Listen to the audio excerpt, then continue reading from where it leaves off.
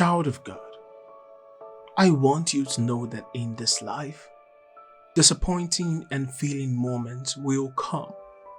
They may generate negative emotions, but I want to encourage you that you shouldn't let those negative emotions ruin your life. Yes, we've all been in one of those situations before. That moment when your toiled hard project is cancelled after weeks of hard work. When a customer snaps at you unfairly, when your best friend and co-worker is laid off suddenly, or your boss assigns you more work when you're already overloaded. This may even lead to situations that we ourselves sometimes find it very difficult to come out of. This is why the Bible says that you should cast all your anxieties upon the Lord, for He cares for you. According to 1 Peter chapter 5 verse 7. In your personal life, sometimes you may react to stressful situations by shouting, or to go hide in a corner, or feel sorry for yourself for a while. You can experience a lot, and this can generate so much negative emotions, but they must be handled carefully. Stressful situations are all too common in a workplace that's facing budget cuts, staff layoffs, and department changes.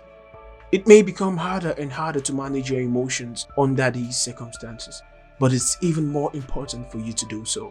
After all, if management is forced into making more layoffs, they may choose to keep those who can handle their emotions and work well under pressure. So no matter what the situation is, you must make sure that you don't let these negative emotions that may be generated affect your life. Your negative thoughts and emotions are very powerful. Think of a snowball rolling down a steep hill. The more traction it gains, the more likely it will turn into an avalanche of snow. The same is true for negative thoughts. That tiny moment of "I can't," or "I suck," or "I should be" can start the snowball effect in your mind. Negative emotions can affect your entire day and life if you let it. Things like anger, frustration, fear, and other negative emotions are all parts of the human experience.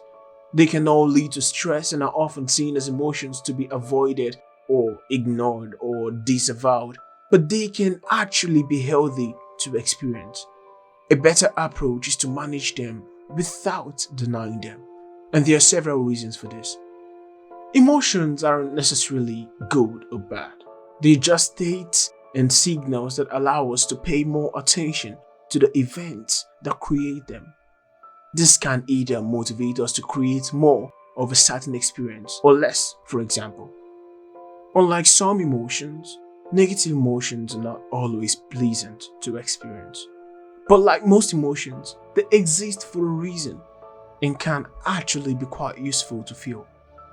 Beloved, negative self-talk or beliefs about yourself can be detrimental to building self-esteem and confidence. These thoughts are like a bully in your brain. They continue to beat you up until you are too tired to talk back. Perhaps the belief have been around for your whole life, making the bully even stronger. Anxiety-fueled or depression-fueled behaviors can also be an example of how this bully works, making you feel less in control and more stuck in your symptoms. Here are what I will recommend you to do. Stop and evaluate. One of the best things you can do is mentally stop yourself and look at the situation. Ask yourself why you feel frustrated. Write it down and be specific. Then think of one positive thing about your current situation. For instance, if your boss is late for your meeting, then you have more time to prepare. Or you could use this time to relax a little. Again, when bad things even happen, find something positive about the situation. Thinking about the positive aspect of your situation often makes you look at things in a different way. This small change in your thinking can improve your mood. When it's people who are causing your frustration, they're probably not doing it deliberately to annoy you. And if it's a thing that's bothering you well, it's certainly not personal. Don't get mad, just move on. Remember the last time you felt frustrated? The last time you were frustrated about something? The situation probably looked out just fine after a while, right? Your feelings of frustration or irritation probably didn't do much to solve the problem then, which means they're not doing anything for you now. Don't surround yourself with worry and anxiety. For example, if co-workers gather in the break room to gossip and talk about job cuts, then don't go there and worry with everyone else. Worrying tends to lead to more worrying, and that isn't good for anyone. Try deep breathing exercises. This helps you slow your breathing and your heart rate. Breathe in slowly for 5 seconds, then breathe out slowly for 5 seconds. Focus on your breathing and nothing else.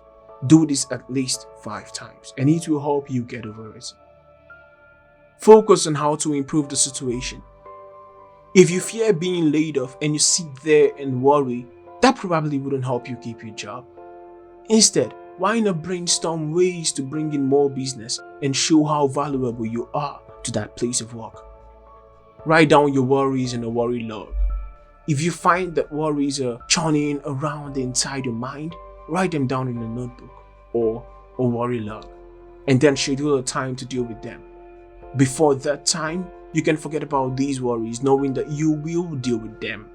When it comes to the time, you should conduct a proper risk analysis around those things and take whatever actions are necessary to mitigate any risk. Also know that out of control anger is perhaps the most destructive emotion that people experience in their lives. It's also the emotion that most of us don't handle well. If you have trouble managing your temper at work or in your home, then learning to control it is one of the best things you can do if you want to keep your job. The Bible says that be angry, but do not sin. Therefore, I would like you to try these suggestions and control your anger so your anger does not ruin you.